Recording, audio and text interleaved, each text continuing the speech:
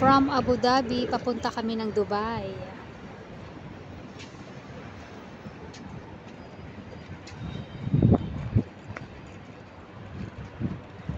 Pupunta kami sa Dubai International Airport. Magbabas lang kami. Siya ang aking kasamang pupunta ng Dubai International Airport. May flight kami papuntang Armenia.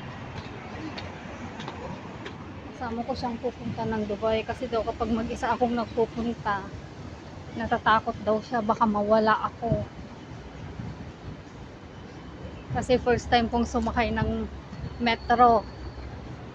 Tapos sabi ko kapag mawala ako, wrong direction yung napuntahan kong nasakyan kong tren. Sabi ko hindi ako lalabas ng train station. Doon lang ako sa loob, lilipat lang ako sa kabila. At nawala nga ako at yun ang ginawa ko. Lumipat lang ako sa kabilang linya. Malapit na kami sa bus station. Lakad lang namin 5 to 10 minutes away from our home. Lapit na. Ang aking kasama.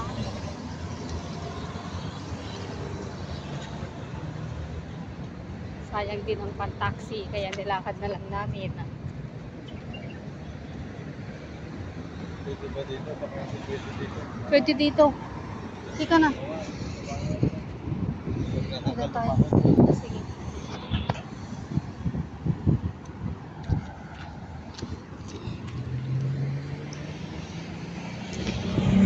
Ayan ang bus station. Kulay berde.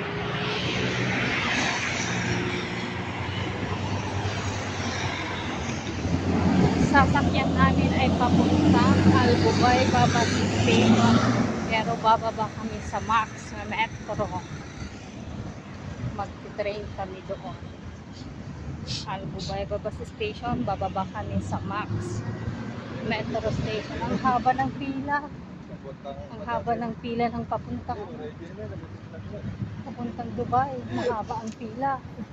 Very busy ngayon ang bus station ng Abu Dhabi. Ang nasakyan namin ay papuntang IBN. Walang Al Bubaybah bus station ngayong araw. Punong-punong ang bus. Maraming pupunta.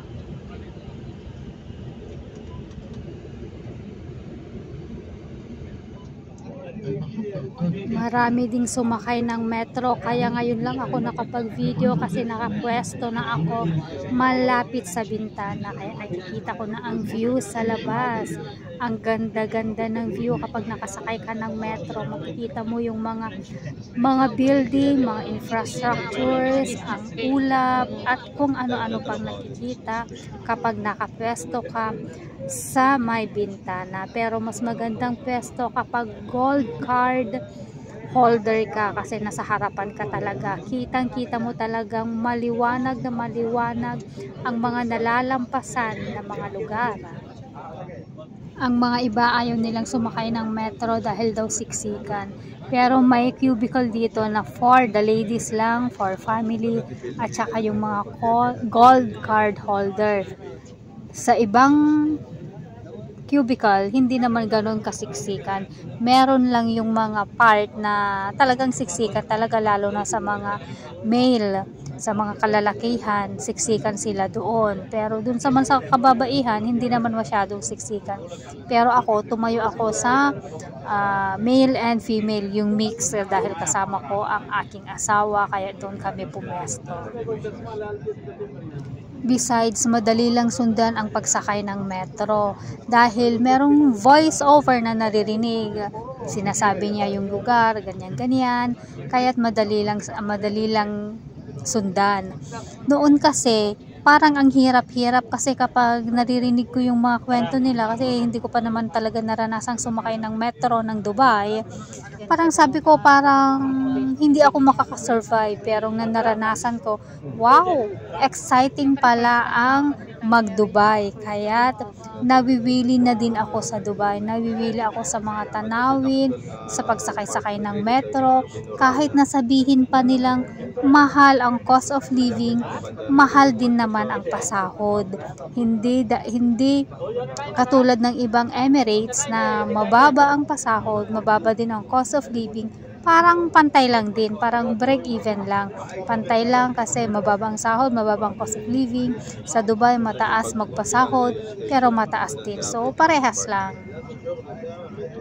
Maraming opportunity ang makikita dito sa Dubai.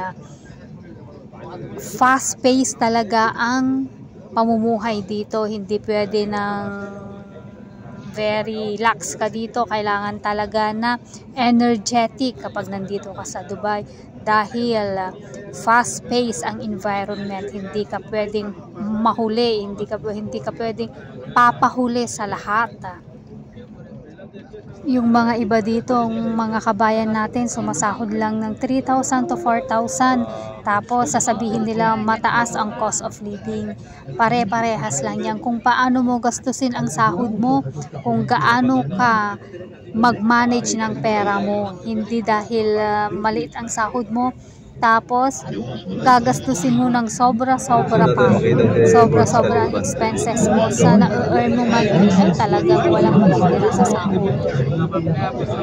Araw-araw na labas, araw-araw na pagkain sa labas, ay wala talagang matitira. Kaya dapat marunong kang mag-manage ng mga expenses, income, para may matira sa sahod. Kung silipin na nagtatrabaho kung wala kang sahod.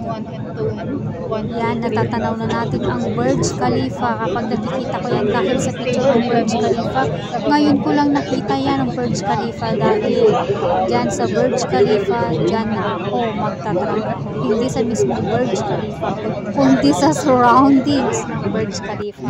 Dahil ang future na opisina ko dyan nasa baba ng Burj Khalifa. Neighbor ko na lang ang Burj Khalifa na yan.